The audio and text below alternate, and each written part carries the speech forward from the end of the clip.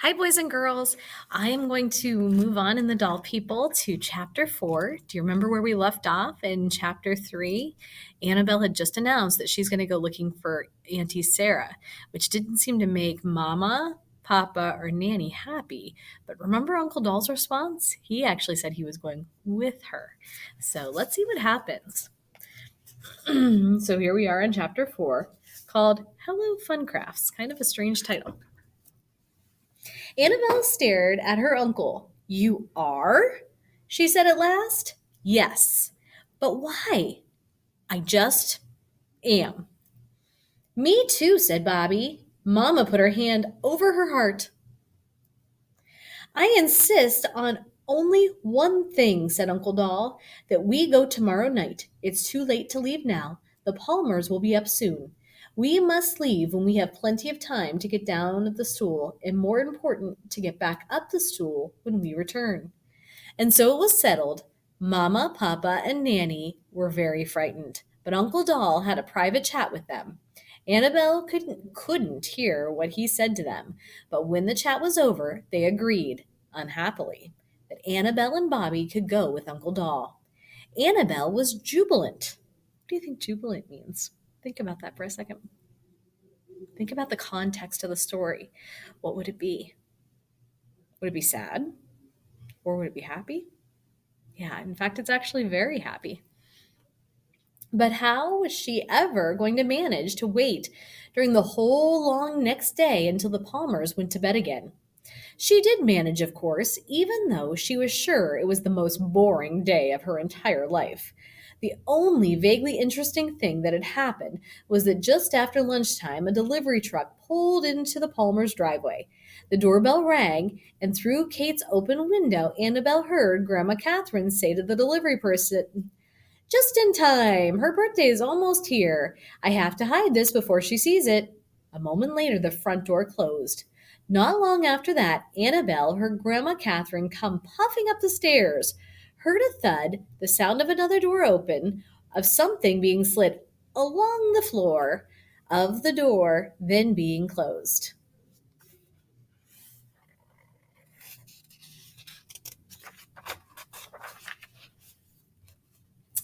I bet Grandma Catherine just hid Nora's birthday present. Annabelle thought, and she spent quite a bit of the rest of the day wondering what the present could be. Stop for a minute and think.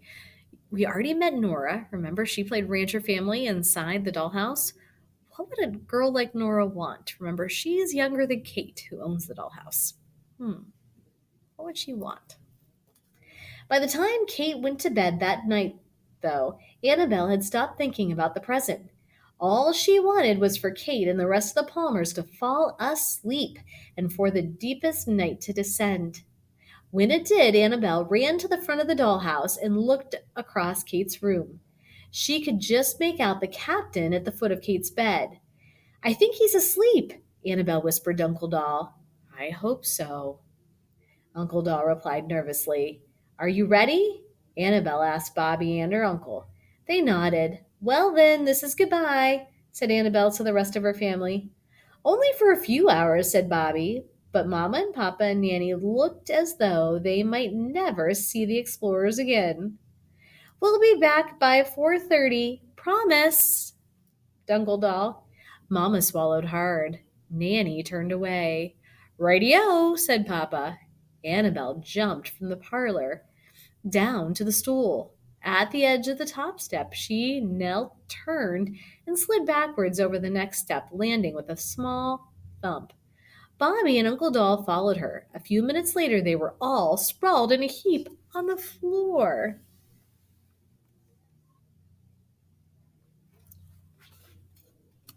Why do they have to be very careful? Do you remember? Remember what the dolls are made of? They are made of porcelain. Porcelain might be kind of like what maybe your dishes at home are made of, something that's kind of like porcelain. It's easy to break. In fact, my mug sitting right here beside my computer, this isn't porcelain. This is something that's easy to break, and it's closer to porcelain than anything else I have in the classroom. This, if I dropped it, would crack on the floor. And that's the same problem that the doll family has. They have to be very careful because if they would fall from somewhere high, they would crack as well.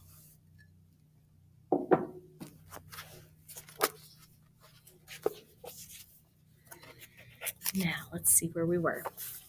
Bobby glanced at Kate's bed. Is she still asleep? He asked. I think so, whispered Annabelle. Is the captain still asleep? Asked Uncle Doll. I hope so, said Annabelle. Let's go, Uncle Doll hesitated. Oh, please don't change your mind. Think of Auntie Sarah. She needs us, whispered Annabelle. Uncle Doll straightened himself. Let's hurry then, he said. Annabelle led the way through the darkness across Kate's room. They stopped at the doorway into the hall. Annabelle peered cautiously around it. Peered cautiously around it. What do you think peered means? We can look at the context if we're not sure. So peer actually means to look. So to look carefully around. I don't see anything, she said. She stepped into the hall. It was very long and very dark. Did the captain see us? She asked Uncle Doll.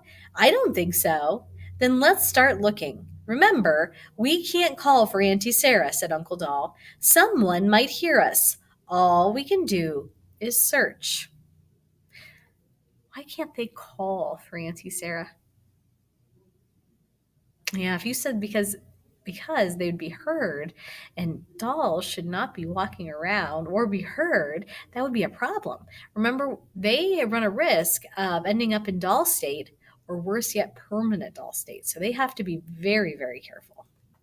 Annabelle, Bobby, and Uncle Doll peered into the other rooms. They scooted under dressers and beds and armchairs. They peeked into closets and investigated shoes and slippers. If I were Auntie Sarah, I wonder where I would be, said Bobby after a while. She must be up high. If she were down low, the humans would have found her long ago. Unless she's really hidden, said Annabelle, inside something, in a box or a trunk, or in a box and a trunk in a closet. I'm going to call for her anyway, said Bobby. Uncle Doll grabbed his arm. I wouldn't call loudly, said Bobby. I'll just call like this. Auntie Sarah. See, that's not so loud. I'll call too, said Annabelle. Annabelle, Bobby, and Uncle Doll were standing against a wall in a room with a couch and two chairs, but no bed. Whose room is this? Whispered Annabelle. I don't think it's a bedroom, replied Uncle Doll. It looks like a sitting room.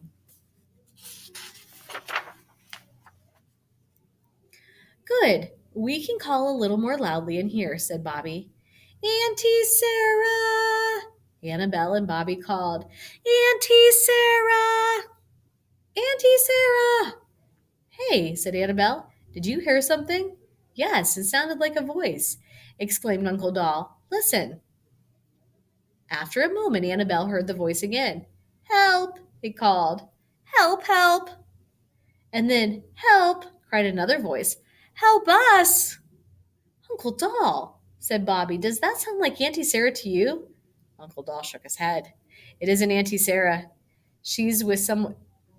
If it's Auntie Sarah, she's with someone else, added Annabelle. She raised her voice slightly. Auntie Sarah, is that you? Where are you? We're over here in this box, one of the voices replied. I think we're in a closet, another voice added. But there's no one here named Auntie Sarah. Annabelle spotted a closet door slightly ajar. Come on, she said to Bobby and Uncle Doll. Together they managed to swing the door open, but the moonlight streaming through a window, Annabelle could just make out a large cardboard carton with some letters and words printed on the side. Hello? Said Annabelle. Hello, replied a voice from inside the box. Who are you? Asked Annabelle. We're the Funcrafts. I'm Mom Funcraft. I'm Dad Funcraft, said a second voice. I'm Tiffany Funcraft. I'm the big sister. I'm Bailey Funcraft, the brother, said a younger sounding voice. Baby Brittany's here too, said Mom Funcraft, but she's asleep. And anyway, she can't talk yet, added Tiffany. And so here's the picture.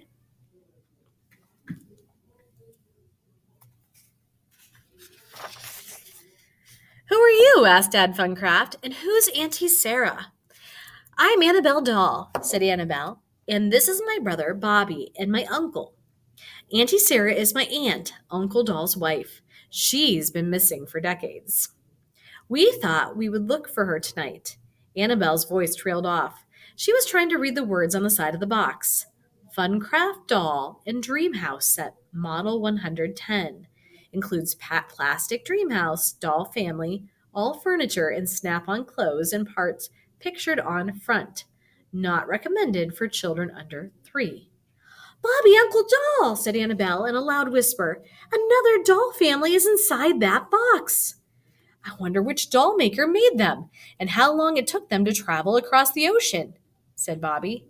I don't know, but let's see what's pictured on front, said Annabelle. Annabelle, Bobby, and Uncle Doll scurried around to the other side of the carton. To Annabelle's dismay, what do you think dismay is? To Annabelle's dismay, she discovered that the front was the side that had been placed on the floor. So I think about it in the sentence, and I think what would make sense there? Dismay. So dismay means like unhappiness. She's unhappy to find out that the front is actually on the floor because she can't get to it. Rats, she exclaimed. I wanted to see what they look like. Hello, are you still out there? Called a voice. It sounded like Mom Funcraft's. Yes, we're here, said Annabelle. She paused, then she called, Did you come from England? How was your trip? Why do you think they came from England? Is that where they came from? Yes. The doll family came from England. Do you think the Funcrafts came from England? Probably not. In fact, they came from much closer to our home. England, repeated Mom Funcraft. Is that a factory? That's where we came from. A factory in Cleveland. See, they came from closer to where we live. It was called Marwin Incorporated. Dad Funcraft volunteered. Perhaps you've heard of it. Marwin Ink Factory in Cleveland. No. Where's Cleveland? Asked Uncle Doll. It's, well, said Dad Funcraft. Never mind, said Annabelle. You know what? Our families are just the same. We each have a mother and a father and a big sister and a little brother and a baby sister. I am not a little brother, said Bobby. Neither am I, said Bailey from inside the box.